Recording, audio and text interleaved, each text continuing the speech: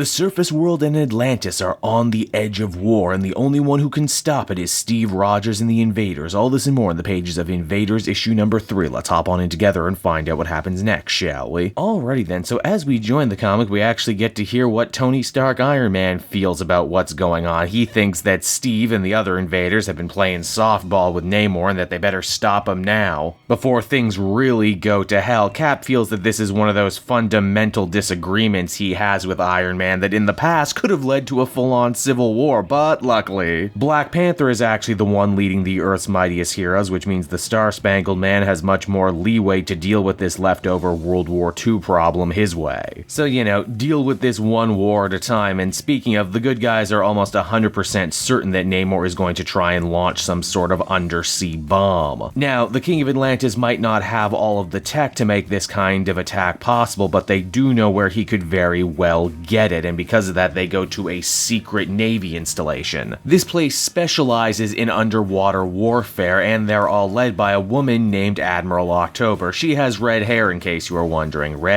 Red October. Now, Steve's not an idiot. He knows full well these people aren't just going to turn over their closely guarded government secrets to him because he asked, and especially because he's such good friends with Namor and still kind of in the back of his head hopes he can be redeemed. Instead, Captain America decides to go with Operation USO, a tried and true tactic for Steve, wherein he schmoozes, takes a lot of pictures, signs autographs, to keep everyone nice and busy while Winter Soldier skulks around and does the actual espionage stuff. Granted, this doesn't go as well as it usually does because one mouthy GI is still really upset about the Secret Empire. Yes, this particular sailor knows that the Steve that took over America and led Hydra isn't the Steve that's standing in front of him right now, but still, how can we trust him, man? How do we know that's the case? How do we know this guy won't let America down again? I just do not know how to feel about Captain America, as he is a representation of real-world America's socio-political standing in the rest of the world. The good guys get what they came for, but they know it's only half the story. Captain America and Human Torch decide to once again hit up the home of Randall Peterson, the guy who was friends with Namor after the war, the guy who actually named his daughter after Namor. Even in front of Saint Captain America, even on his deathbed, this guy continues to be Namor's biggest booster, saying that he couldn't possibly want to do all the horrible things Steve is saying he's doing. He'd rather,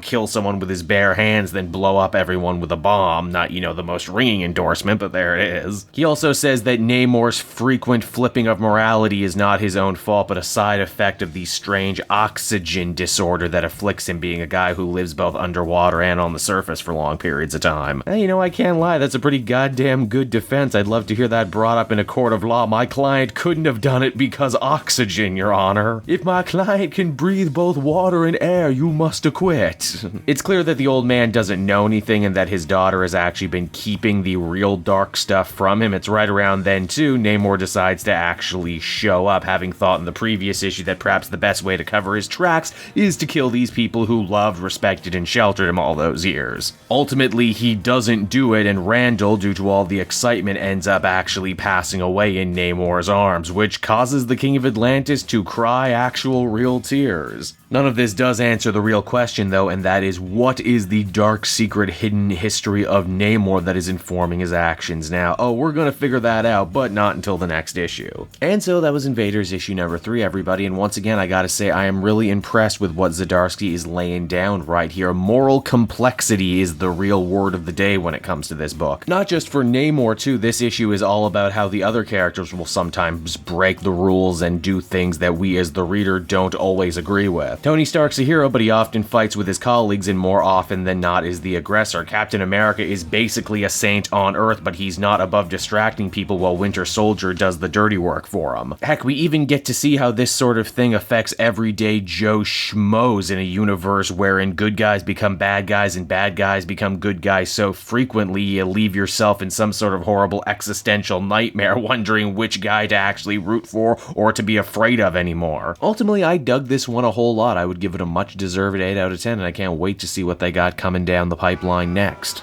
Oh, hey there, didn't see you come in. I'm Cape Joel. Thanks so much for watching to the end of the video. I'm just hanging out here trying to figure out how to keep these intros fresh and interesting for everybody. Like the video, that would be nice. I'd appreciate it, but I'm not going to push you to do it. You can also follow me on Twitter and Facebook at Cape Joel, so you can keep up to date on what I'm doing next. I have I have an Instagram. I feel like I don't push the Instagram enough, but I have it.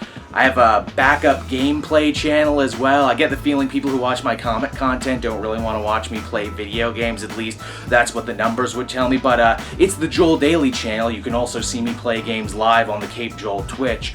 I got a tip jar down there. I got a Patreon page.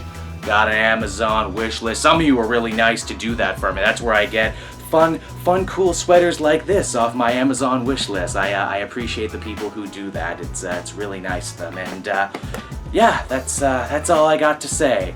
Man, it's hard to try and keep these outros fresh sometimes, I tell you. But thanks again for watching, and I'll be back again later, just smacking those comics up, man. Just doing it.